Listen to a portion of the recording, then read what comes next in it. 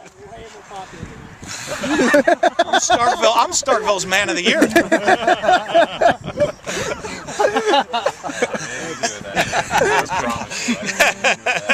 Decided to keep the offense out a little longer today.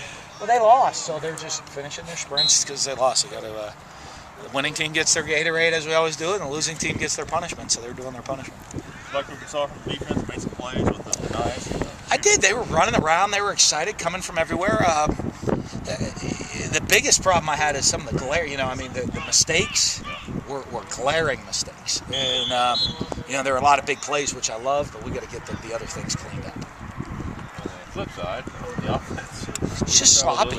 You know, really sloppy. I mean, I like the receivers. I thought made some big plays, and the quarterbacks made some nice throws. The offensive line just really, really bad. Got a long way to go with the offensive line right now, and but it's a really young crew, so we'll get it figured out. John will get them going in the right direction. All starting with the center quarterback exchange, a good bit to them. Yeah, you know, just some inconsistencies, and you know, I mean, that's a lack of mental toughness. I mean, that's easy. I mean, you can get that fixed tonight. Take a ball home and sit in your dorm and snap the ball 10,000 times, and I imagine it'll be pretty good tomorrow if you do that. So I mean, that's got to be a commitment level out of our offensive line and our center. They need to see, you know, our centers need to really pick that up. Breathe a little easier with Gabe's injury not being serious. Yeah, you know, when he first did, I wasn't sure, but you know, I mean, with talking to the trainers right away, they really didn't think it as much. So, you know, and I mean, yeah, it's a guy that's played a bunch of football, so you know, we need him back just to keep the consistency going, but we don't need to rush him back for you know, reps. There's other guys that need reps more than he does. What exactly is Kendrick Cook's deal?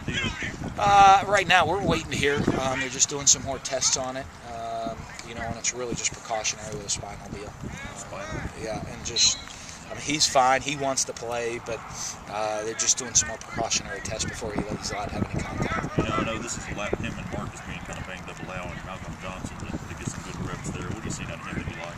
He's really athletic, you know, and the thing I'm happy with Malcolm is, you know, I mean, you take a guy that is really more of a big wide receiver, and we ask him to be in there, but he throws his face in there, and he's really physical in throwing his body in there, which allows him to be successful because he is a mismatch on any linebacker, you know, if you get him at the tight end position, and that's what we want. Really good hands, too. Oh, yeah. I mean, we saw that in recruitment. You know, I mean, he can make plays in traffic and catch the ball. Looks like a good bit of mix in first and second teams around, testing some guys for different units. Yeah, rotating guys. You know what? When you do this, because you want to throw guys in, there's a lot of guys that we've seen make a lot of plays. You know, when we get in situations sometimes, you have limited number of reps of practice and limited amount of time. So, you know, I don't need to feel great that Charles Mitchell's going to make the play as a safety. I know I feel pretty good about that. I want to make sure the other guys get all the reps they need. Update on Nico Whitney, what his schedule is. You know, they say, I mean, he'll be out the rest of this week. You know, and possibly back for Tuesday, just depending on earliest will be Tuesday how he'll be back, but nothing big. What do you think special teams is doing? The punter spot with Baker and. You know, I tell you what, the Baker and William Berg have done a nice job. You know, the key to them is coming in as young guys, and I tell them is consistency, because both of them are really talented. You know, I mean, both of them have the ability to you know, if you see it out there, they can catch them, and I mean, they're putting it 65 yards with, I mean, booming punts. But they're not always consistent, and that to me is the maturity level that they have to grow and continue to develop. To be consistent. Don't impress me with a 65-yard punt followed by a 20-yard shank.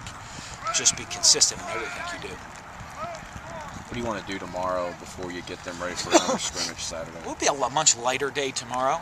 You know, kind of clean up a lot of the things we did today.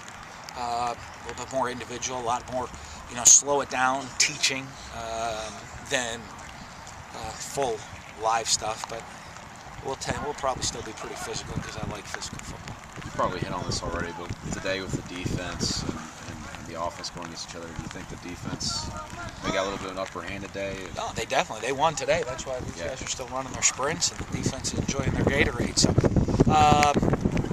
you know, but I mean, a good performance. And like I told you, I mean, the defense was great at times. They were great at times because the offense was really bad. They were great at times because they did good, and then they were really some glaring mistakes, and you're going to see that. But as we keep developing, as we keep teaching, you want to see a consistent performance, and that's still not what we're seeing yet. But you know what? We have a lot of practice time to get that fixed.